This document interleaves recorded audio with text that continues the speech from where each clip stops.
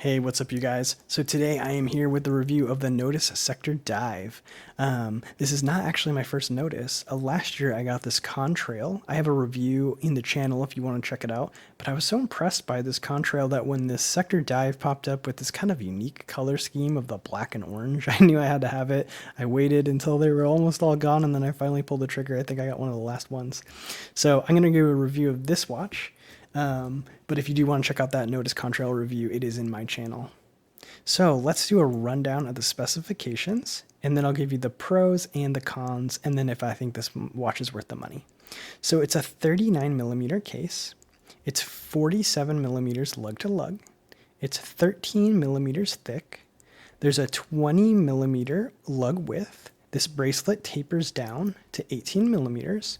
Back up to 21 millimeters on the clasp. You have Nodus etched in here. It's double push to plant, and you have a milled clasp. And then you do have 3 micro positions. So the combination of the micro positions and the short H-link bracelet links, you will be able to get a good size for your wrist. Now these are screw-in links, so you just need a very small, I think you used a 1 millimeter screwdriver, and you can unscrew these links. It's really nice when you have these screwed links for sizing. It's much easier than any of the split pin or pin and collar systems. The watch does feature solid end links connecting the bracelet to the head of the watch. And then on the back here, you have this deep etching of these 4 circles, some information about Nodus and the Sector series. And it is a screw in back. And this watch has 150 meters of water resistance. The case is a combination of brushed and polished surfaces. You see brushing along the edge. You do have drilled lug holes for easy strap changes. There is some high polish along this base below the bezel, and then along these chamfered edges. So there's a lot of going on with the case itself. You can see it reflects a lot of light. You have these nice long angular lugs. The bezel is a DLC black coating. It's pretty unique, one of the unique features of this watch. This crown is huge. I love it. It's 7 millimeters, and you can see it's heavily knurled. It's very easy to use. It's screw down. This watch features the Seiko NH35, so it's a hacking, hand winding, 21,600 beats per hour watch, and it does feature the date, which they did something special with on this watch. The crystal is a double dome sapphire, and it does have blue AR reflective coating. You can kind of see it in the bottom right there, if you can see with my big studio light. Now, this is the dial. Let's get in on the dial. This is a pearlescent dial, and it's ever so slightly pearlescent.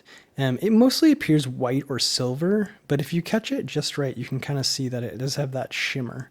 And you can see the center of the dial is raised, right where the hour hand goes along the center, and then it kind of drops down a level where the indices for the hours are and where the minute hands go.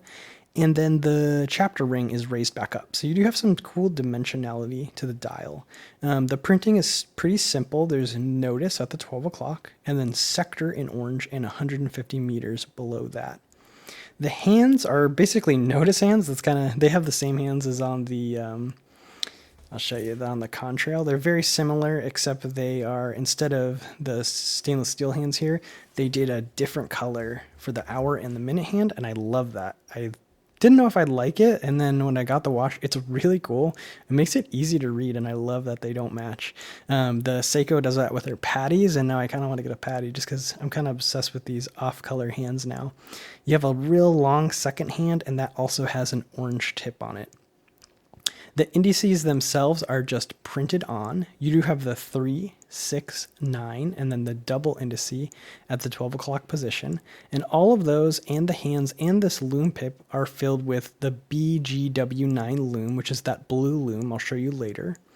And then you do have the date. Now they wanted to do something with the date where it wouldn't be that obtrusive. So it's a very small aperture between the 4 and 5 o'clock indice. And sometimes you'll see the date where it's angled. But in this, they kind of did their own date wheel. So the date is level. And what I do kind of like about it is it's this nice clean circle, and it's a kind of adjoined to this center raised portion. So it's a kind of a unique approach to the date. It's so small that you don't really notice it, but you are able to read it if you focus on it.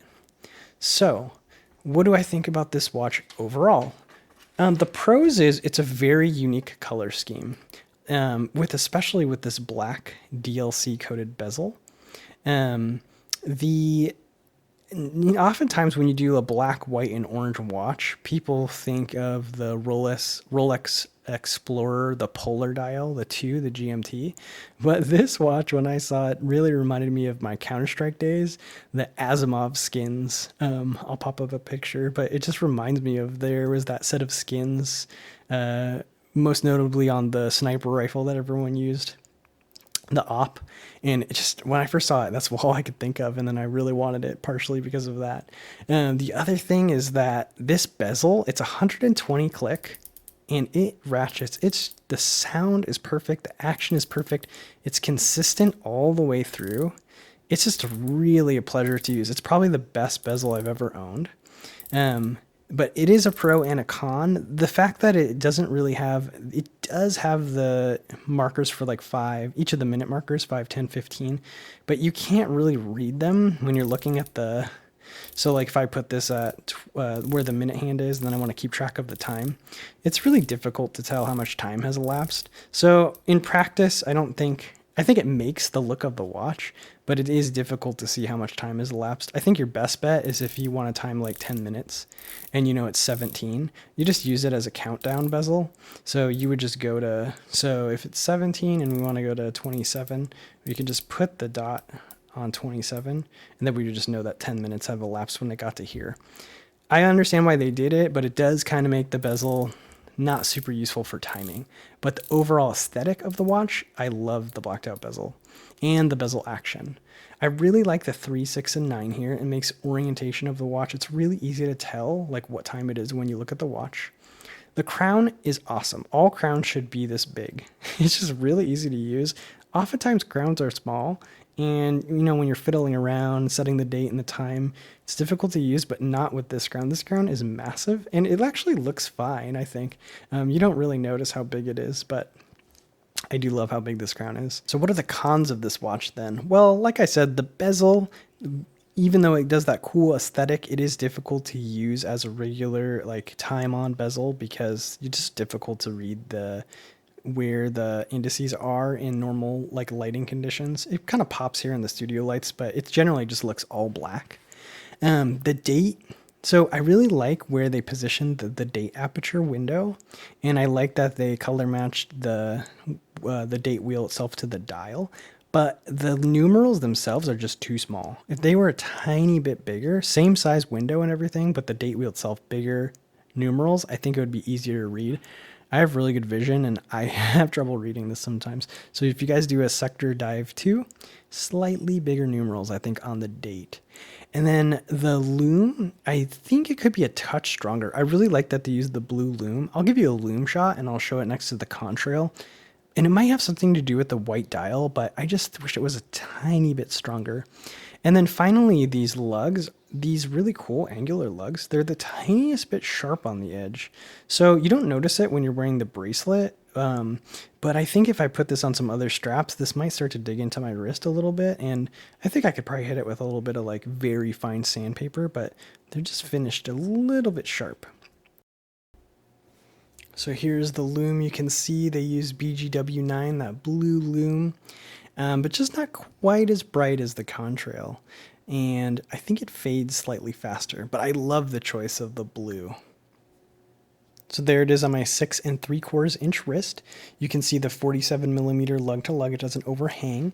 And then it is 39 millimeters, but this black bezel does make it wear smaller. I would say it wears like a 38 millimeter watch.